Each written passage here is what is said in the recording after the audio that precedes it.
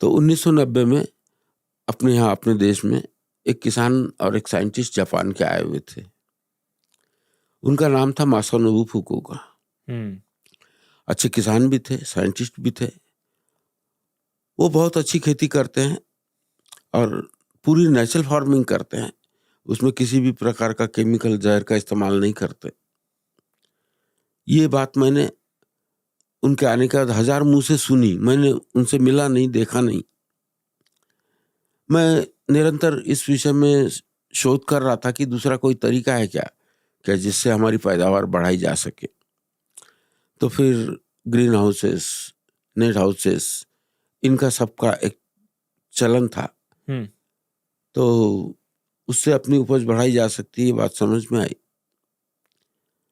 लेकिन मेरे ऊपर बैंक का कर्ज भी हो गया। फिर तो बैंक भी कदम नहीं रखने दे रही कि इनके लिए तो फिर खर्चा लगता है, पैसा चाहिए। तो ये भी खर्चीला लगा कि ये खर्चा तो अपन वहन नहीं कर सकते अब, क्योंकि ऑलरेडी अपने पास अब बैलेंस तो रहा नहीं कुछ। उसका दिमाग से निकाल दिया कि फिर ठीक है, शेड नेट वगैरह कुछ नहीं बैठाएंगे, ग्रीन हाउस वगैरह ये अपने बस की बात नहीं है। दिमाग में आ गया कि ये भी एक टेक्नोलॉजी है, इसका यूज किया जा सकता है। अच्छा हुआ, जो होता है अच्छा होता है। फिर धीरे धीरे जब मासानोबु फुकुओका का वर्णन सुना 1990 में, फिर चिंतन करने लगा और भी कोई है क्या ऐसे किसान। तब बात समझ में आई कि अपने यहाँ भी एक भास्कर जी सावे, जो गुजरात के किसान है, बहुत अच्छी खेती करते हैं और पूरी तरह से प्राकृतिक खेती करते हैं। अद्भुत उनका नेचर का बैलेंस है। उनसे भी नहीं मिला, लेकिन वो भी, उनकी भी तारीफ कई किसानों के, कई एनजीओ के थ्रू मुझे समझ में आई।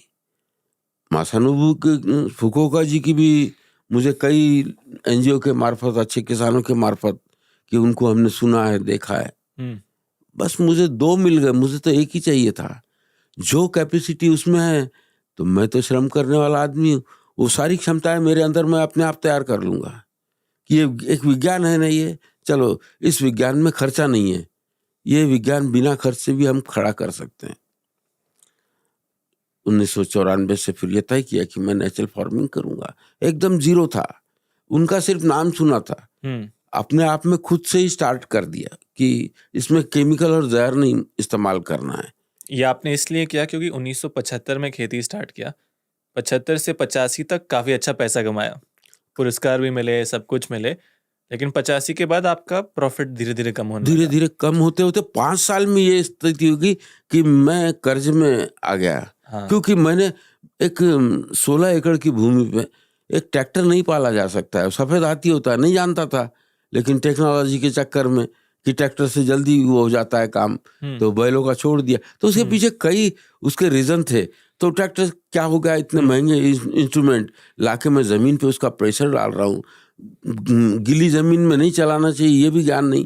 गीली जमीन में चलाया, पूरी कॉम्पैक्ट हो गई। एक तो उसमें डीजल लग रहा है, कॉम्पैक्ट हो गई, वो सफेद हाथी जैसा हो गया फिर मेरे लिए। इस तरह से ऐसी कई गलतियां उसमें हुई कि हमने उन गलतियों से जमीन को, पानी को, पर्यावरण को, सबको उसको डिस्टर्ब किया। 1994 तक आपका जमीन बंजर हो गया था। बंजर हो गया था। फिर उसमें यानी वो कॉम्पैक्ट जमीन हो गई थी कि अगर ज्यादा पानी आ जाए तो फसल खराब हो जाती थी, कम पानी हो तो फसल खराब हो जाती थी। दोनों स्थितियों में, और नेचर में तो ये चलते ही रहता है कम। तो इनसे कैसे निपटा जा सके, इसके चिंतन में मैं लगातार था। तो धीरे धीरे फिर 1994 से चेंज किया। 1994 से आज तक धीरे धीरे ये मेरा खेती, मेरा यूनिवर्सिटी बन गया। कि यूनिवर्सिटी क्या होती है ये फिर समझ में आया कि यूनिवर्सिटी क्या होती है। यूनिवर्सिटी वो होती है कि एग्रीकल्चर में जिस व्यवस्था से वो ऊंचाई पे जाता है, तो 3 व्यवस्था से ऊंचाई पे जाता है। जिस खेत में मिट्टी का उपजाऊपन बढ़ता है, उस व्यवस्था को एग्रीकल्चर कहा जाता है।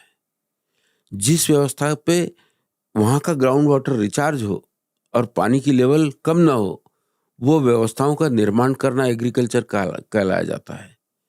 तीसरी बात ये समझ बनी कि जिस व्यवस्था में पर्यावरणीय संतुलन हो, हर चीज का संतुलन हो, वो व्यवस्था का नाम एग्रीकल्चर है, ये समझ में आया। तो एग्रीकल्चर यानी 3 व्यवस्था समझ में आई कि मिट्टी का निर्माण यानी एग्रीकल्चर, पानी का निर्माण यानी एग्रीकल्चर, पर्यावरण का निर्माण यानी एग्रीकल्चर।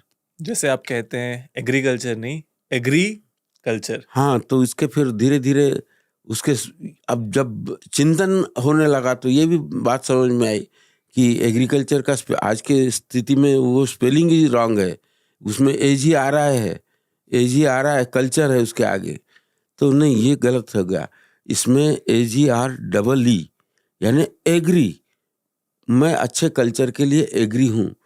ये अपने देश से नेचुरल फार्मिंग के थ्रू ये संदेश जाना चाहिए कि एग्रीकल्चर चाहिए हमें, वो एजीआरआई वाला कल्चर नहीं चाहिए।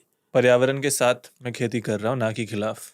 हाँ, तो मज़ेदार ये बात ये हुई कि जब ये एग्रीकल्चर को समझ लिया, ये 3 व्यवस्थाओं को समझ लिया, तब मुझे लगा ये सब समझने का ज्ञान कहाँ से मिला? मैं अपने आप को ही सवाल कर रहा हूँ कि ये ज्ञान कहाँ से मिला?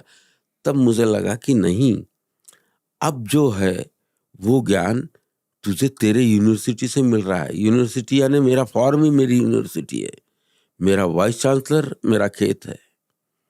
अब वो मेरा खेत जब मेरा वाइस चांसलर है तो इतना बड़ा गुरु बैठा हुआ है। फिर मैंने कहा कि बाकी कौन, प्रोफेसर कौन? तो फिर प्रोफेसरों पे नजर गई तो मेरे खेत के जीव जंतु, जीवाणु, पक्षी, पेड़ पौधे, मेरे यहाँ के गाय बैल, मेरे यहाँ काम करने वाले लोग, ये सब मेरे प्रोफेसर थे। उनसे नॉलेज ग्रहण करने की कैपेसिटी तैयार होगी धीरे धीरे ये यूनिवर्सिटी में एजुकेशन लेते लेते। तो उनसे कि इनसे क्या काम कर रहा है, मिट्टी क्या काम कर रही है, मिट्टी फर्टाइल होने का क्या तरीका है, इसका ऑर्गेनिक कार्बन कैसे डेवलप होगा, ये सब बातों को सोचते सोचते इन्हीं लोगों ने मुझे ज्ञान दिया कि ऑर्गेनिक कार्बन कैसे डेवलप होगा, वाटर कंजर्वेशन कैसे होगा। ये वाटर कंजर्वेशन करते हैं तो कितना पानी हमें रोकना चाहिए खेत में, कितना छोड़ना चाहिए, कितना क्रॉप के इरिगेशन में यूज़ करना चाहिए। इन प्रोफेसरों से जब ज्ञान मिला ना, तो एक बहुत बेहतरीन व्यवस्था, इको फ्रेंडली व्यवस्था तैयार हुई।